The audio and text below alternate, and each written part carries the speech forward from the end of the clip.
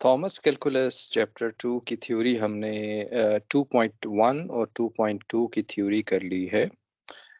आज हम एक्सरसाइज 2.1 करेंगे। ये याद रखिए कि आपने थ्योरी के बाद एक्सरसाइज लाजमी करनी है अगर आपने कैलकुलस सीखना है। अगर आप समझते हैं कि थ्योरी आ गई और एक्सरसाइज नहीं करनी तो कैलकुलस आपको कभी भी नहीं आएगा। तो एक्सरसाइज लाजमी कीजिएगा। और देखें, एक और चीज़ मैं आपको बता दूं कि वीडियो थोड़ी लंबी हो जाए, एक्सरसाइज की 20 to 25 मिनट्स की हो जाए तो ये आपका कैरियर है। तो वीडियो लंबी होना, ऐसे आपने वीडियो स्किप नहीं करनी, क्योंकि ये आपके अपने फ़ायदे के लिए है। तो आज का हम एक्सरसाइज शुरू कर रहे हैं, एक्सरसाइज 2.1। एक्सरसाइज 2.1, इसके तमाम क्वेश्चन मैंने सॉल्व किए हैं। क्वेश्चन नंबर 1 से लेकर क्वेश्चन नंबर 26। सिर्फ एक क्वेश्चन मैंने आपको होमवर्क के लिए दिया है, या कह लें कि एक्सरसाइज के लिए दिया है, वो है आखिरी क्वेश्चन, क्वेश्चन नंबर 26। तो थ्योरी आप कीजिएगा, इससे आपको सारी समझ आ जाएगी कि 2.1 की थ्योरी कैसे थी, फिर आप एक्सरसाइज करेंगे।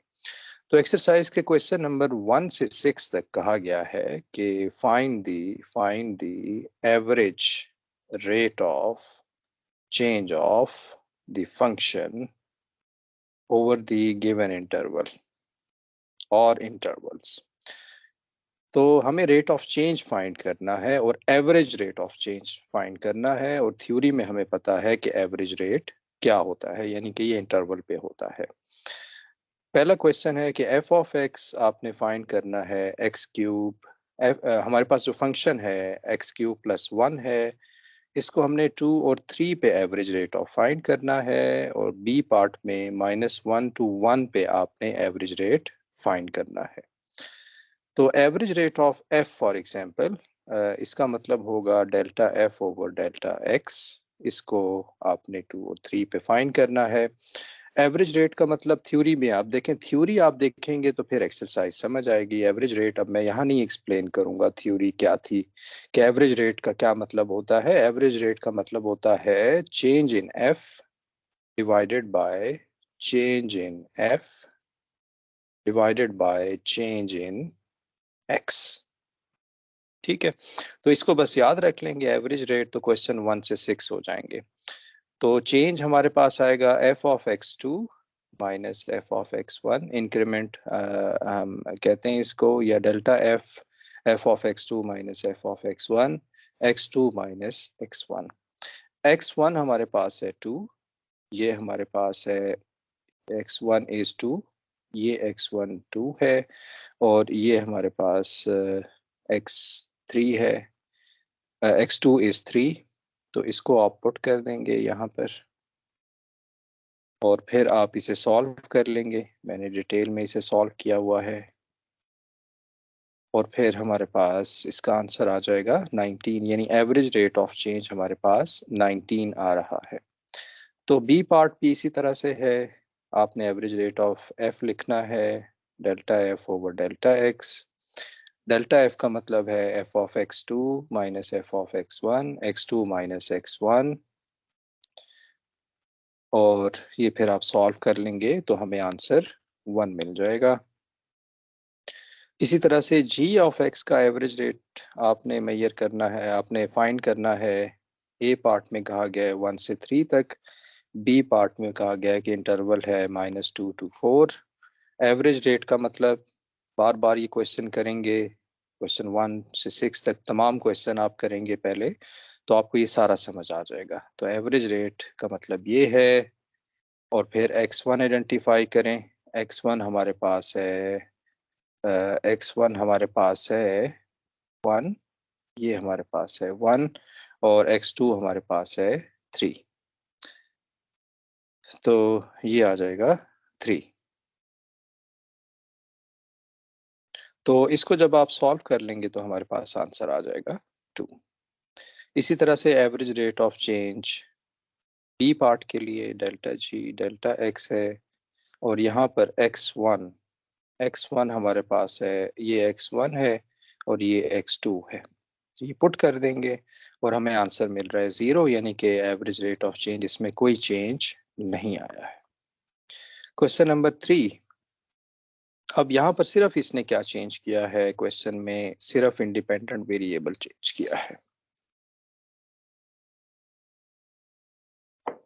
तो यहाँ पर एच ऑफ टी इस दफा गिवन है, क्योंकि वो ये सिखाना चाह रहे हैं कि वेरिएबल चेंज हो तो फिर भी आपको एवरेज रेट फाइंड करना चाहिए। तो ए पार्ट है, बी पार्ट में आपको सोल्यूशन दिखा दूंगा, आप खुद इसे सॉल्व कर लीजिएगा। एवरेज रेट ऑफ एच, यानी एच में कितना एवरेज रेट आ रहा है, इंक्रीमेंट नहीं आना। इंक्रीमेंट का मतलब होता है सिर्फ डेल्टा एच, और एवरेज रेट का मतलब होता है कि डेल्टा एच चेंज हो रहा है with respect to independent variables, जो कि टी है। यहाँ पर टी वन आप आइडेंटिफाई करेंगे, इस दफा टी वन होगा हमारे पास, ये होगा टी वन और ये होगा T2। यहाँ आइडेंटिफाई कर लें, इसको सॉल्व कर लें तो हमारे पास आ जाएगा -4/पाई। इसी तरह से बी पार्ट है delta H over delta T, ये आपने खुद ही से सॉल्व करना है, मैंने इसको सिंप्लीफाई नहीं किया है।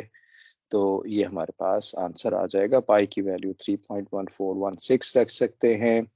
डिपेंड करता है कि आपके जो है जो, अगर आप एग्ज़ाम दे रहे हैं, अगर वैसे लर्न कर रहे हैं तो एक अलग बात है। अगर आप एग्ज़ाम दे रहे हैं तो टीचर क्या प्रेफर करते हैं, क्या वो प्रेफर करते हैं कि मज़ीद सिंप्लीफाई किया जाए या यहीं पे आंसर ये ठीक है। तो ये टीचर पे डिपेंड करता है। तो आप आमतौर पे ये किया करें कि इसको सिंप्लीफाई कर लिया करें, ताकि वो क्वेश्चन ही ख़त्म हो जाए कि टीचर की क्या प्रेफरेंस है। तो आप क्या करेंगे, नेक्स्ट स्टेप में मल्टीप्लाई करेंगे कैलकुलेटर से और डिवाइड करेंगे पाई से, तो जो आंसर आ रहा होगा वो हमारे पास, आमतौर पे ये कहा जाता है कि एग्जैक्ट आंसर आ जाए, यानी इस तरह आंसर ना मिले, क्योंकि यहाँ से एवरेज रेट पता नहीं चल रहा कि नंबर क्या आ रहा है।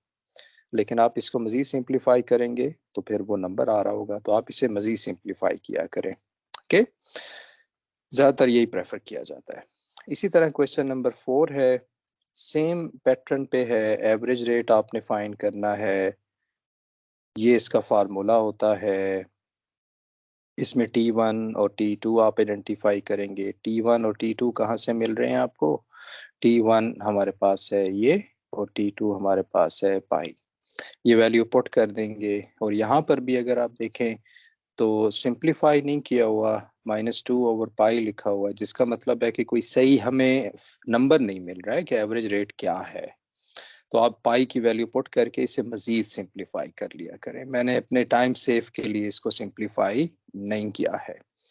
तो बी पार्ट इसी तरह से है, ये तमाम क्वेश्चन आप देख लीजिए। बी पार्ट में 0 एवरेज रेट ऑफ चेंज है। क्वेश्चन नंबर 5, अब इसमें क्या हो रहा है, इसमें कुछ मुख्तलिफ मुश्किल थोड़ा सा क्वेश्चन आ रहा है, और मुख्तलिफ तो खैर नहीं है।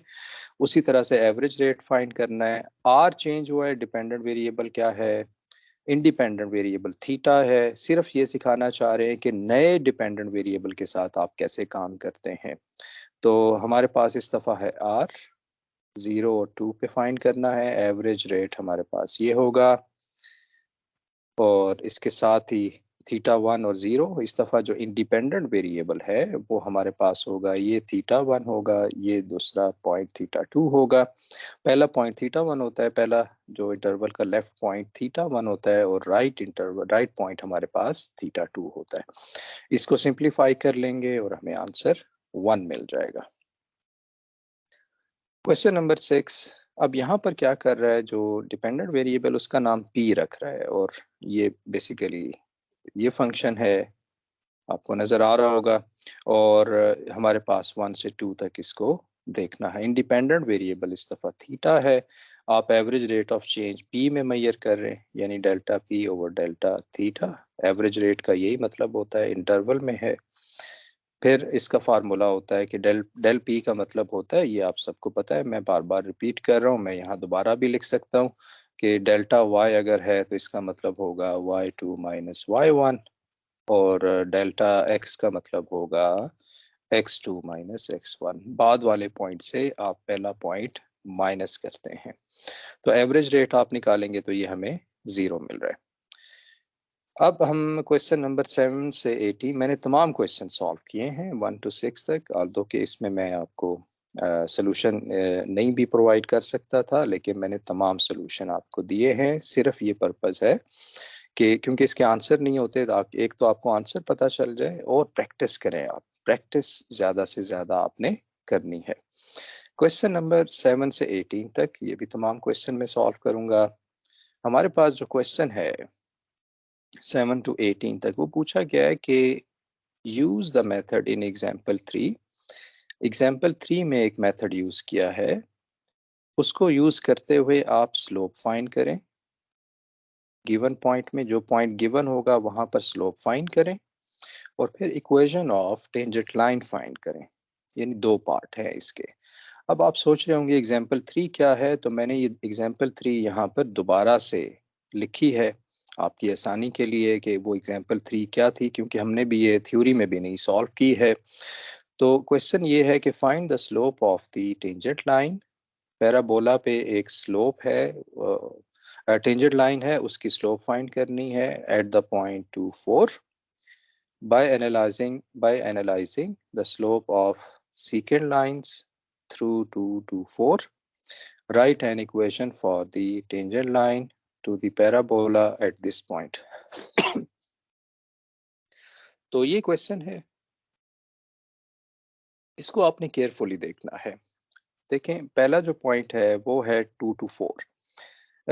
एग्जाम्पल पहले अंडरस्टैंड होगी तो हम थ्योरी कर सकेंगे। मैं यहाँ पर रफ सा आपके सामने स्केच करूंगा।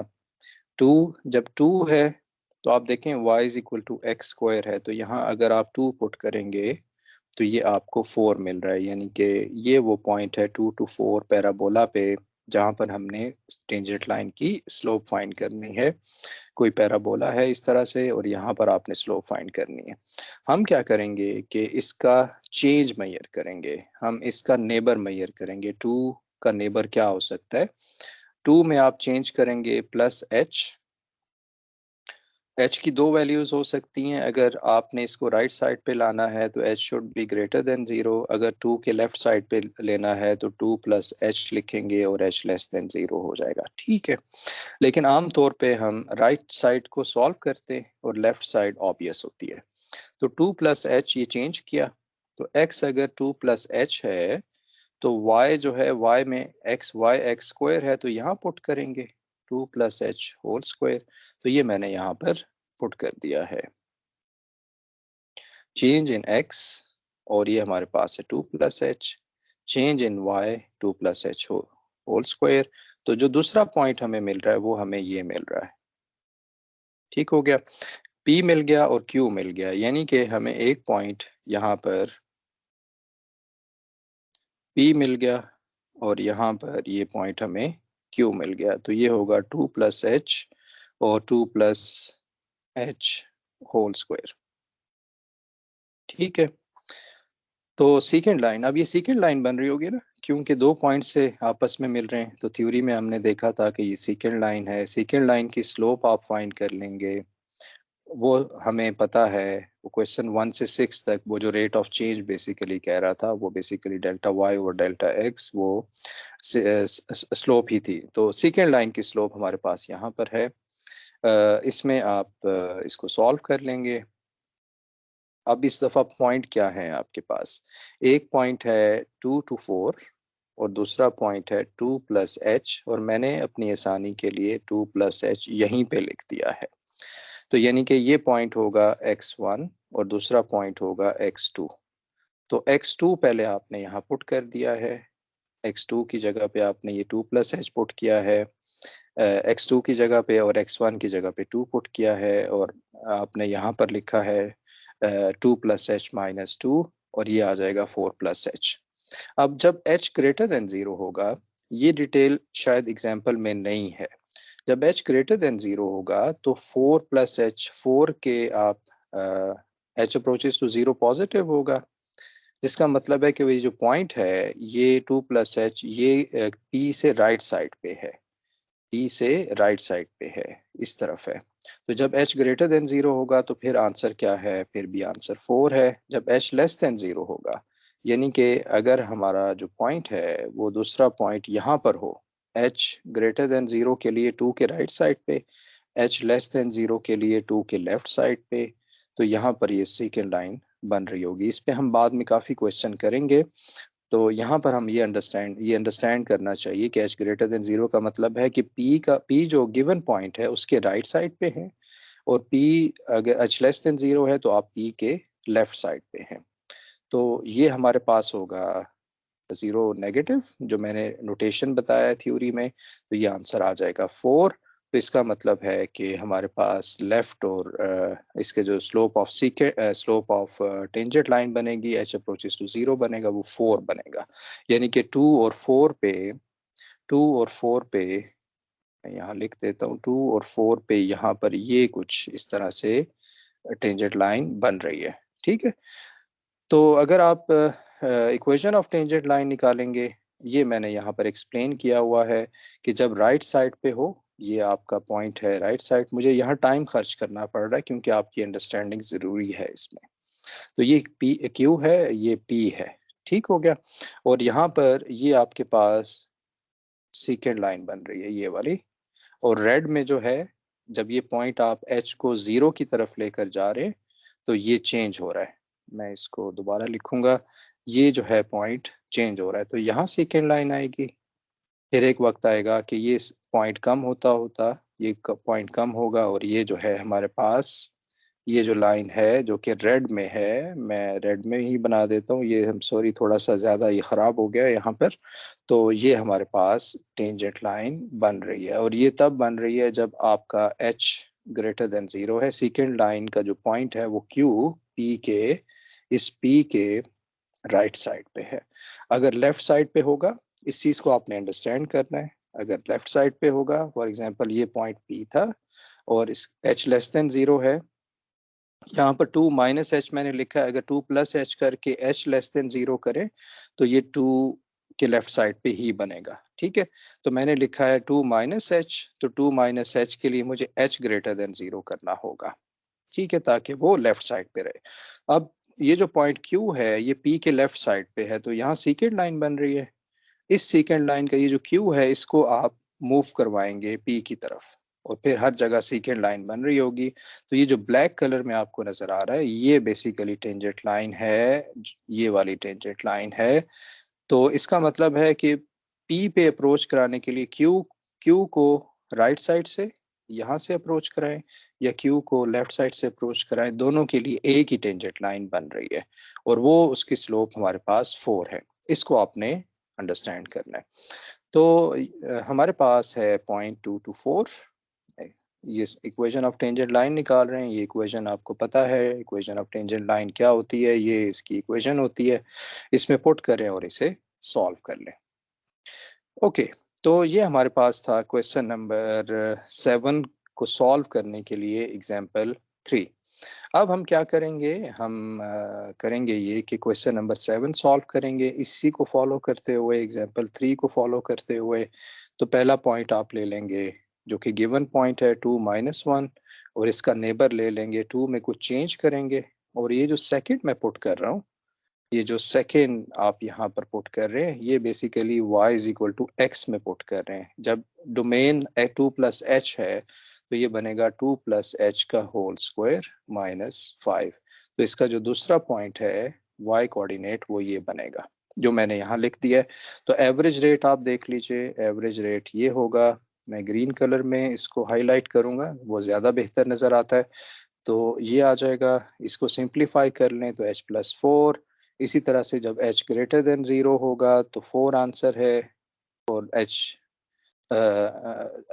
0 नेगेटिव होगा तो फिर हमारे पास भी 4 आंसर है। यानी h 0 पॉजिटिव के साथ भी 4 है, 0 नेगेटिव के साथ भी 4 है, और इसकी जब आप लिमिट फाइंड करेंगे तो ये हमें 4 आंसर मिलेगा। इक्वेशन ऑफ टेंजेंट लाइन आप देख लीजिए, x1 y1 ये तो गिवन होगा, x1 y1, और ये हमें गिवन होगा यहाँ कोई पॉइंट होगा, मैं सर्च कर लूँ, 2 माइनस 1 है, तो x1 y1 हमारे पास है 2 माइनस 1। 2 माइनस 1। ये आप यहाँ पर पुट करेंगे और यहाँ पुट करेंगे। स्लोप आप निकाल चुके हैं, ये स्लोप 4 है और इसको जब पुट कर लेंगे तो हमें आंसर मिल जाएगा। ठीक हो गया। इसके साथ क्वेश्चन 8 आप देख लीजिए। सेम प्रोसेस है। आप पहले p देखेंगे, उसका नेबर देखेंगे 2 प्लस एच। 2 का नेबर होगा 2 प्लस एच। ये राइट पे भी हो सकता है, लेफ्ट पे भी हो सकता है। h ग्रेटर देन 0 के लिए राइट पे होगा, h लेस देन 0 के लिए लेफ्ट पे होगा। ये आपको थ्योरी अंडरस्टैंड होनी चाहिए। और फिर आपने 2 प्लस एच यहाँ पर पुट करना है। तो आप देख रहे हैं कि 7 माइनस एक्स स्क्वायर का मतलब है x की जगह पे 2 plus h whole square put कर देंगे। इसका आंसर हमारे पास आ जाएगा delta y over delta x। h greater than 0 minus 4, h less than 0 minus 4। इसका मतलब है लिमिट एग्जिस्ट कर रही है। राइट से सेकेंड लेंगे, सेकेंड लाइन लेंगे तो फिर भी -4 आ रहा है। लेफ्ट से सेकेंड लाइन लेंगे तो फिर भी हमारे पास -4 आ रहा है। तो ये इसकी स्लोप होगी और ये उस पॉइंट पे होगी जो कि गिवन पॉइंट है। आप इसी तरह से ये फाइंड कर सकते हैं। ये आसान है, इसको सिंप्लीफाई कर लीजिएगा। क्वेश्चन नंबर 9 बिल्कुल उसी तरह से है। पहले आप p आइडेंटिफाई करें। तो प्रैक्टिस आपने करनी है तमाम क्वेश्चंस की। ओके, तो delta y over delta x, हमारे पास स्लोप ऑफ सेकेंड लाइन मिलेगा। जब h अप्रोचेस टू 0 होता है तो वो टेंजेंट लाइन की स्लोप मिलती है। तो आप देख रहे हैं कि ये इसको सिंप्लीफाई करने के बाद हमें 2 आंसर मिल रहा होगा। यानी कि स्लोप ऑफ टेंजेंट लाइन 2 है। इसकी इक्वेशन हमारे पास होगी ये। ठीक है, यानी मैं फिर दोबारा आपको बता दूं, कोई कर्व है, इस कर्व पे ये p है, ये दूसरा q है। तो स्लोप ऑफ टेंजेंट लाइन ये है। टेंजेंट लाइन की इक्वेशन भी आपने फाइंड करनी है, इक्वेशन। ओके, तो ये 10 क्वेश्चन इसी तरह से आप देख लीजिएगा। वीडियो पॉज करके आप देख लीजिएगा। क्वेश्चन नंबर 10 के बाद क्वेश्चन 11 इसी तरह से है। p आपने लिया, उसका नेबर लिया। और 12 इसी तरह से है। p आपने 1 लिया, उसका नेबर 1 प्लस एच लिया। और 1 प्लस एच लेने के बाद आपने यहाँ पर 2 माइनस एक्स क्यूब में 1 प्लस एच पुट करना है, जो कि मैंने यहाँ लिख दिया है। वाई पॉइंट हमें ऐसे ही मिला करता है। Delta y over delta x पहले सिंप्लीफाई करेंगे, ये हमें ऐसे मिल जाएगा। फिर h approaches to 0 positive, h approaches to 0 negative, और स्लोप हमें -3 मिल रही है। और ये हमारे पास सोल्यूशन आ गया। क्वेश्चन नंबर 13 सेम प्रोसेस है। मैंने सिर्फ सॉल्व किया है आपके लिए कि आप इसको प्रैक्टिस कीजिए। इक्वेशन ऑफ टेंजेंट लाइन आप निकाल लेंगे। क्वेश्चन नंबर 14 में delta y over delta x पहले निकालेंगे, फिर उसी तरह से 0 पॉजिटिव 0 नेगेटिव ये हमें मिल जाएगा। क्वेश्चन नंबर 15, ये फंक्शन है p है हमारे पास। पहले p देखिए, फिर उसका नेबर देखें, -2 में कुछ ऐड करें और y की वैल्यू में आप यहाँ पुट कर दें फंक्शन में। फिर delta y over delta x लें, सिंप्लीफाई करें, खुद आप कीजिएगा इसको। -1/4 आ रहा है। इक्वेशन ऑफ टेंजेंट लाइन आप निकाल लेंगे। क्वेश्चन नंबर 16 बिल्कुल इसी तरह से है, सेम प्रोसीजर है। और क्वेश्चन नंबर 17 हमारे पास भी इसी तरह से है, ये आप खुद से सॉल्व कर लेंगे। क्वेश्चन नंबर 18 बिल्कुल ऐसे ही है, आपने इसका नेबर देखना है और आप सॉल्व कर लेंगे। सेम प्रोसीजर है। ओके, तो क्वेश्चन नंबर 18 तक मैं पार्ट 1 में सॉल्व कर रहा हूँ, क्योंकि वीडियो 20 से 25 मिनट्स की आई गेस हो गई है। तो अभी मैं यहाँ पर स्टॉप करूँगा। नेक्स्ट वीडियो में क्वेश्चन 19 से 26 तक सॉल्व करूँगा। Thank you for watching.